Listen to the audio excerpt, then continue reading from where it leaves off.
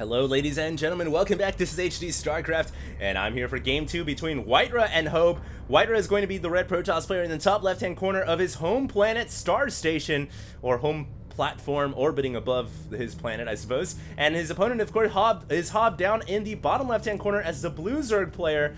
And in the last game, we saw a great strategy by WhiteRa going for that Sky Toss build. And this is kind of the way that WhiteRa's been playing PvZ these days, and it is very hard for Zerg to stop.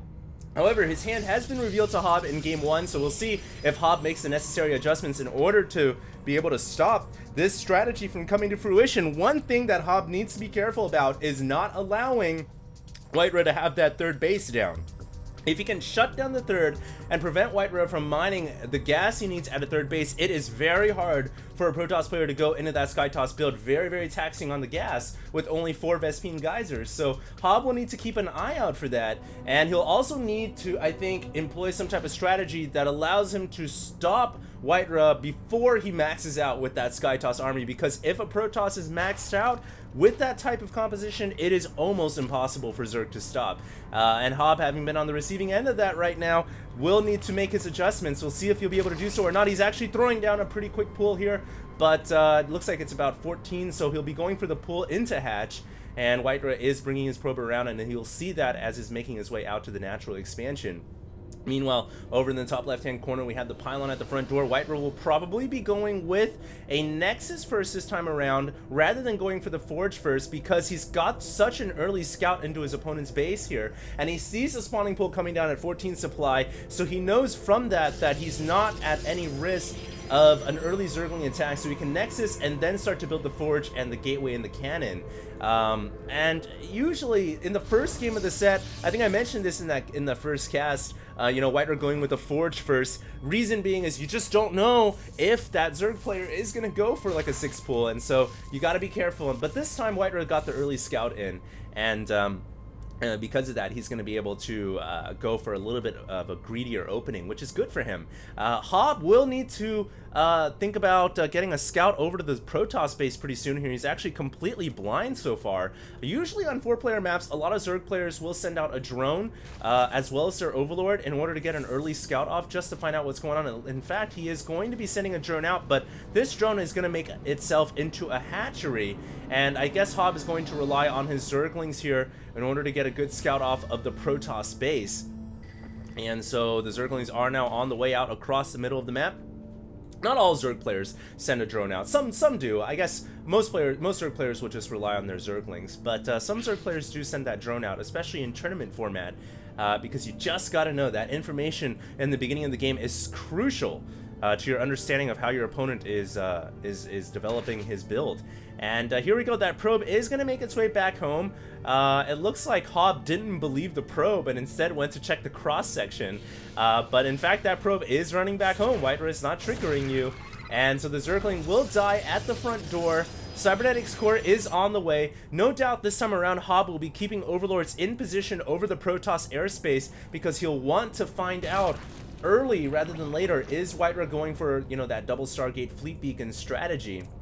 And no doubt this time around, you know, Hobbe is going to be very careful about not allowing a probe to sneak out and make itself a ninja expansion.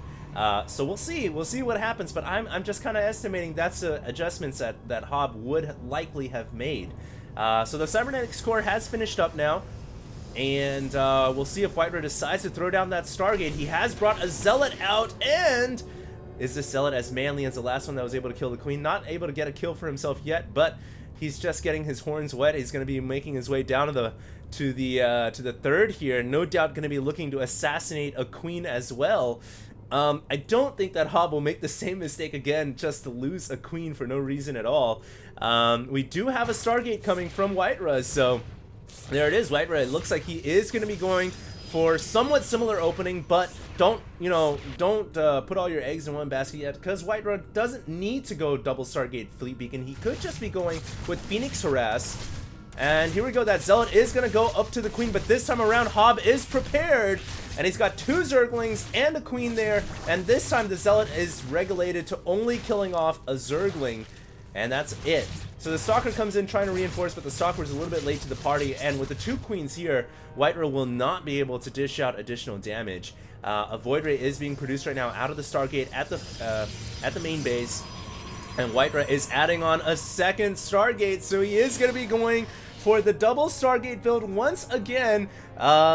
Don't be surprised to see a Fleet Beacon coming down here from WhiteRa, but you'll need to get another expansion. It's absolutely paramount to get the 5th and 6th gases when you're going for such a heavy gas build, and WhiteRa knows that. He's going for the expansion now, and if Hobbe had been making the correct adjustments, you'd imagine a great way to stop this type of opening, this type of build, because there's not a lot of sentries, not a lot of stalkers at the front door. You know, a Roach Zergling 2-base bust or even a 3-base bust, just a timing attack around this mark would be devastating to WhiteRa just to shut down this Nexus. And we'll see if Hobbe decides to do that or not. I mean, if he could produce a bunch of Roaches and Zerglings right now, I think it would be greatly to his benefit, because it would be very hard for WhiteRa to stop that type of an attack. And so we do have 30 Zerglings now on the way for Hobbe, excuse me, and WhiteRa could be in some trouble here. That is a lot of Zerglings. WhiteRa doesn't have a lot of Zealots at the front door at all. He needs to bring all of his reinforcements over to this Nexus right now and start to warp out some Photon Cannons, because these Zerglings are making their way over. Upgrades currently for the Zerglings, only metabolic boost, but just speed by itself is pretty dangerous. And here comes the Zerglings from Hobbe, and Hobbe needs to pick his target wisely. It looks like there is a couple of Photon Cannons coming up, so he's going to go for the Cannons and the Zealots first before he goes for the Nexus. But I don't think he's going to have enough Zerglings to take out the expansion, and WhiteRa with just enough to hold. And now warping in additional Photon Cannons as well, realizing, hey, this is a vulnerable spot in my build. I've got to make sure I've got a nice Photon grid to defend here to make up for my lack of ground army. He is adding on a Robotics Bay, and he's adding on he's actually got double Robo. So instead of going for the Fleet Beacon, he has switched it up here, and you know, that was a little curious, because in the last game when he went for the Fleet Beacon, he actually, I believe he built it after the first Stargate.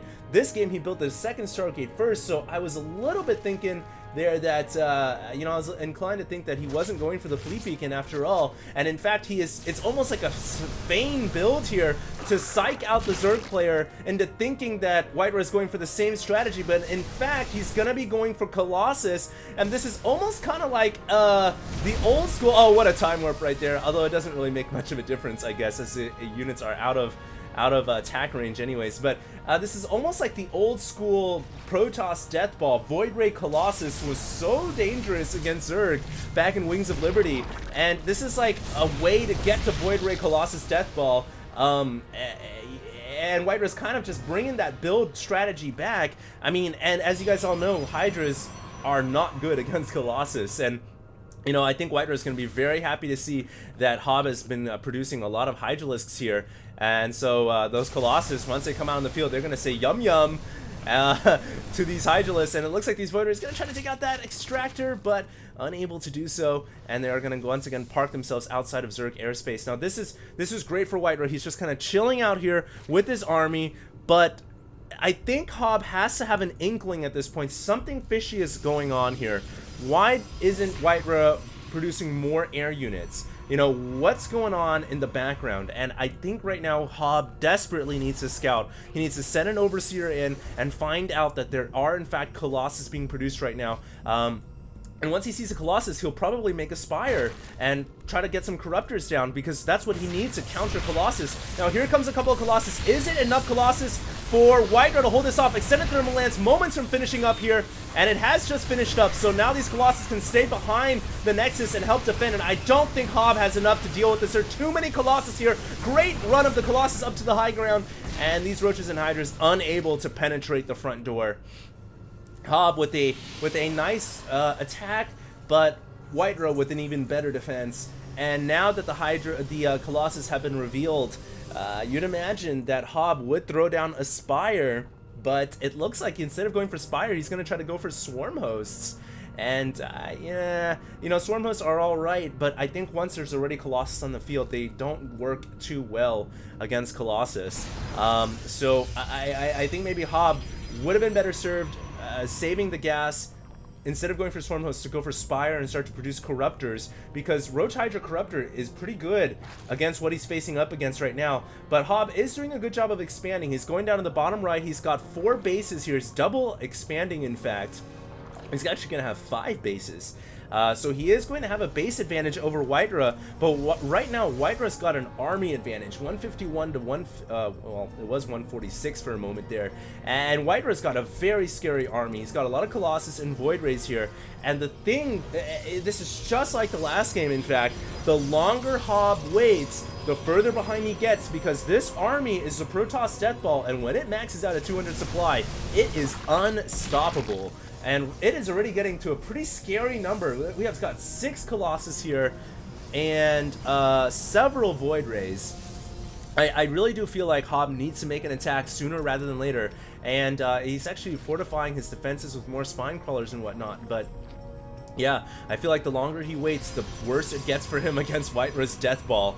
We'll see what he does, though. Let's check the upgrades right now. About 1-1 for both sides, 2 just finishing up there for the Zerg. And resources lost, Zerg has lost a little bit more. We can also look at the workers tab, which hasn't been too much worker harass so far in this game. But yeah, WhiteRa, the only thing you need to do right now as Protoss, if you're WhiteRa, is sit back and wait for a maxed army and then push out. But WhiteRa is actually coming out right now at 182 supply. I guess he's feeling confident enough to make an attack. He's also going for Templar Archives as well. This army is encroaching on the creep, and Hobbe needs to get his army in position in order to deal with this. He needs to be able to get a good concave while he's got creep to help him out. He's actually got a ton of Swarm Hosts here. I'm surprised he's been able to get that many Swarm Hosts out on the field that quickly. Will these Locusts be enough to deter the Colossus? It looks like that is a lot of Locusts coming out here. I'm so shocked that Hobbe was able to get this many Locusts out, this many Swarm Hosts out that quickly. And with this many Swarm Hosts and nothing to defend the Colossus, there's no fodder units underneath, no charge lots, no Archons. WhiteRa cannot engage that Swarm Host army, so instead he's going to go for the hatchery over here. Poor Swarm Host comes out immediately and just dies, but WhiteRa cannot engage this army until he gets some fodder units underneath, and by fodder units, you know, I mean anything to absorb the damage from those Locusts. Otherwise, these Colossus are going to take the brunt of the attacks, and WhiteRa, realizing that, he's just got to pull back. There's actually not much he can do unless he wants to just take, you know, lose a couple of Colossus for no reason at all. Meanwhile, Hobbe also doing a brilliant side attack with these roaches here, trying to damage WhiteRa's economy. He is, oh, gets roasted right there by the Colossus laser beam, but microing quite well with these roaches and is able to get out of harm's way, killing a couple of probes there, so not a bad job by Hobbe. But WhiteRa's army now is almost maxed out. 191 supply is the current tab. We do have Vipers being produced right now. I was going to say that is the one unit that can help so much in Zerg versus Protoss. If you've got a ton of roaches and hydras, the Vipers can abduct the Colossus to very close range, and the Locusts can then take them out along with the roaches and hydras. Here comes the Locusts. They are prevented by the force field, so really nice force fields from WhiteRa, and he's able to take down a huge round of Locusts there. Now, if he can continue this push to take out a hatchery, that would be huge. More Locusts continuing to stream in, and will Hobbe be able to make a hold here? WhiteRa's prismatic alignment about to wear off, and the hatchery taking a huge, just a huge ball of damage right there from everything.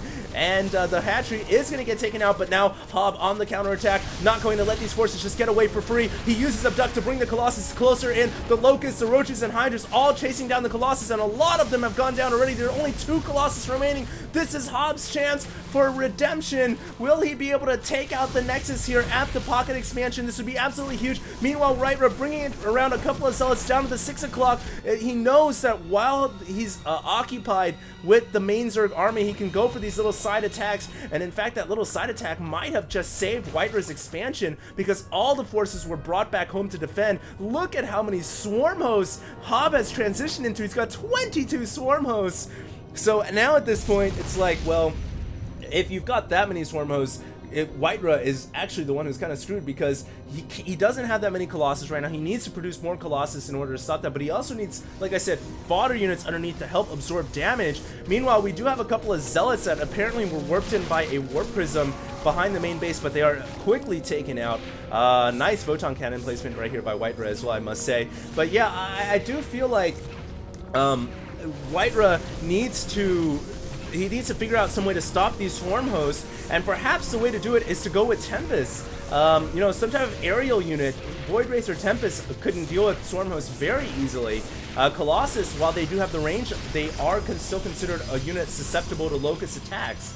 So I do think WhiteRa would be best served going into Sky mode now to stop those Swarmhosts. And look at the siege from WhiteRa. He's really trying to take out this this base up here by using his photon cannons. So far, really nice job by WhiteRa. He's been able to kill off about 3 workers or so. Meanwhile, a big attack coming in from WhiteRa with all the Void Rays and Colossus. And yes, WhiteRa doing what I thought he should do, transitioning into mass Void Ray. And this is the problem for Hobbe. He doesn't have any way to stop the transition.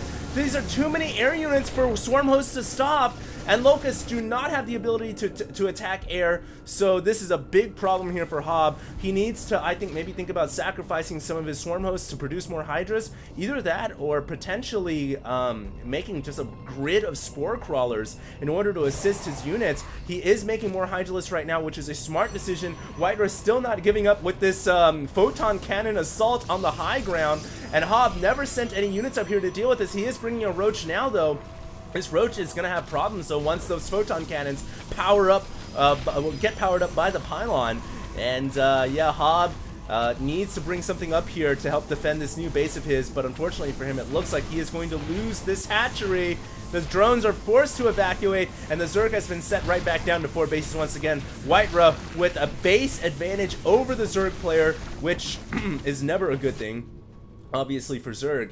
And here comes Hobbe. I think he might just be saying, screw it, I'm going to make a massive counterattack now. We do have a fleet beacon on the way. WhiteRa obviously trying to transition into carriers, which are also a great way to stop Swarmhosts. But Hobbe is going to attack before the Protoss can get those units on the field. But don't forget, there are still a lot of Void Rays in the air. 17 Void Rays here in this Protoss ball, and WhiteRa is actually going for a counterattack of his own. Very interesting here, as he's attacking the 6 o'clock while his pocket expansion is under attack by this huge siege of Locusts. And is WhiteRa actually going for a base trade here? Interesting decision making. I guess he thinks that he cannot engage the Swarmhost army head on, which, you know, better to avoid it, I guess, than to engage it. But in a straight up heads up battle, when it goes down to a base race, I do feel like Zerg can take out Protoss structures a lot faster than Protoss can take out Zerg structures. But we'll just have to see. We are in a full-on base race, ladies and gentlemen. Hobbe is going for the 12 o'clock now, while WhiteRa is going for the Zerg natural expansion.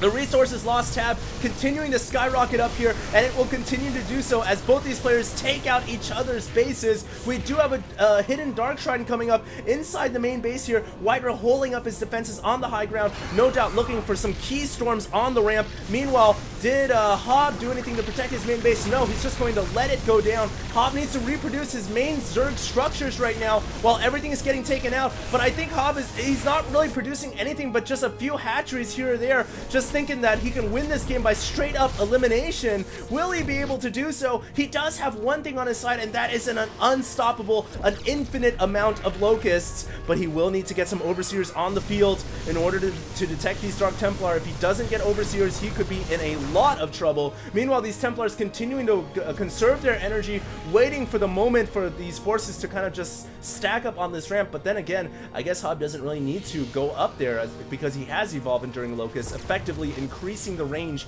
of the Locusts and, you know, how far they can go out. Anyways, Zealots coming in here for Hobbe. Hobbe is going to lose that Ninja expansion. Hobbe actually doesn't have any bases remaining. Does he have a drone on the map? He does have 7 drones. He needs to make a hatchery. He needs to make it here or somewhere in order to stay alive. It looks like the last hatchery has gone down. Am I missing a building somewhere? Apparently I am. I don't know where, but there is a building somewhere for the Zerg player. I'm just not sure where it is. I pull up the structures tab here and see there are 5 creep tumors, and Hobbe has been defeated! So there it is. I was curious there. Where is the last Zerg structure? Hobbe never had a structure. And Hobbe actually ends up getting defeated to that great orchestra music at the end there, the climax. So yeah, Hobbe defeated by base race. Yeah, I guess he never thought to build a new structure. But, you know, it kind of sucks because there's not much he could do. Although, yeah, he did have an Overseer here, so he could have stopped the DTs. I honestly don't think he was completely out of the game yet. Although he is suffering a huge supply disadvantage. I don't think he was completely out of the game. But anyways, WhiteRa is going to win this series 2-0. I hope you guys enjoyed the cast. I have more games coming out for you guys in the near future. probably tomorrow or the day after. And for now, this is HD, and I'm signing out.